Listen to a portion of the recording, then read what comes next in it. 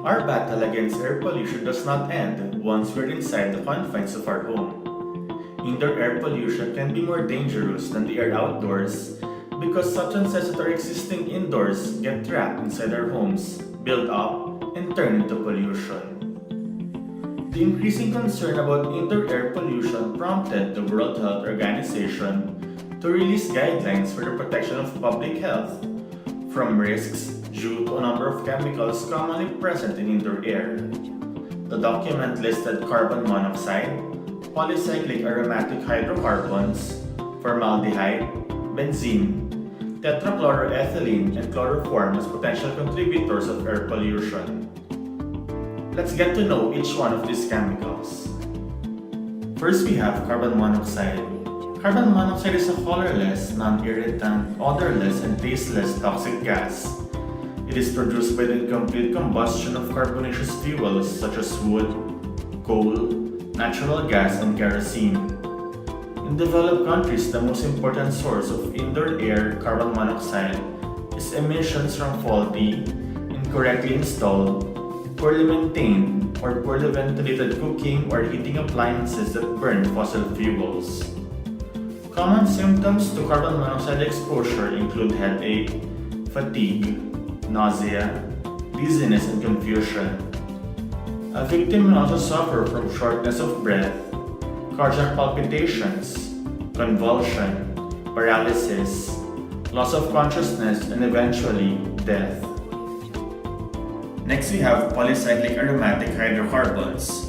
Although the smoke from wood burning is made of a complex mixture of toxic, harmful air pollutants such as benzene, formaldehyde, and acrolein, its main component is polycyclic aromatic hydrocarbons. The biggest health threat from smoke is from the fine particles. These microscopic particles can get into our eyes and respiratory system, where they may cause burning sensation and runny nose. Lung cancer is a critical outcome for polycyclic aromatic hydrocarbon exposure. Let's get on with our list with formaldehyde. Formaldehyde is a colorless gas, flammable and highly reactive at room temperature. Formaldehyde can also be obtained commercially as a 30 to 50% aqueous solution known as formalin. Smoking, heating, cooking, and candle or incense burning are indoor sources of formaldehyde.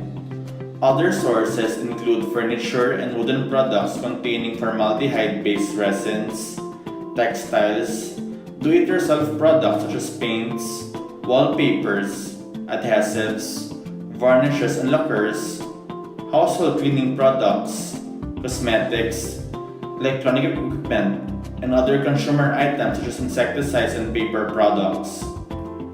The effects of formaldehyde exposure include sensory irritation to the eyes and upper airways, lung effects, and finally, eczema. There is sufficient epidemiological evidence that suggests that formaldehyde causes nasopharyngeal cancer in humans. Getting on with our list, we have benzene. Benzene is a clear, colorless, volatile, highly flammable liquid with a characteristic odor.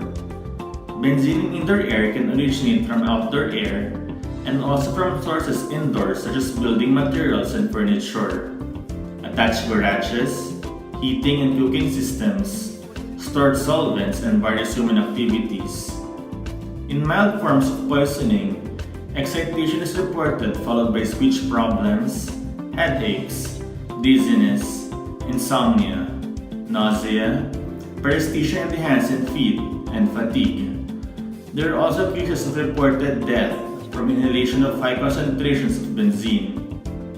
Subchronic exposures are linked with hematologic disturbances such as bone marrow alterations and different kinds of anemia. Studies have shown a causal relationship between exposure to benzene or solvents containing benzene in the workplace and development of acute myeloid leukemia. Second to our list of chemical pollutants is tetrachloroethylene. Tetrachloroethylene or perchloroethylene, PCE for short, is a readily volatile, colorless liquid with an ether-like smell. Major industrial applications of PCE are as a synthetic raw material of hydrochlorofluorocarbon, a dry cleaning agent, a degreaser for manufactured metal parts, and an industrial solvent. The air in dry cleaning facilities in neighboring homes can contain elevated concentrations of PCE. Soil pollution with PCE has resulted in indoor air concentrations of these chemicals in residential homes. Exposure to PCE can affect the CNS, eyes, kidneys, liver, lungs, mucous membranes, and skin. Acute exposure to PCE at air levels of 100 to 200 ppm can cause irritation of the skin, eyes, and upper respiratory tract. Non-cardiogenic pulmonary edema, nausea, vomiting, and diarrhea can also occur.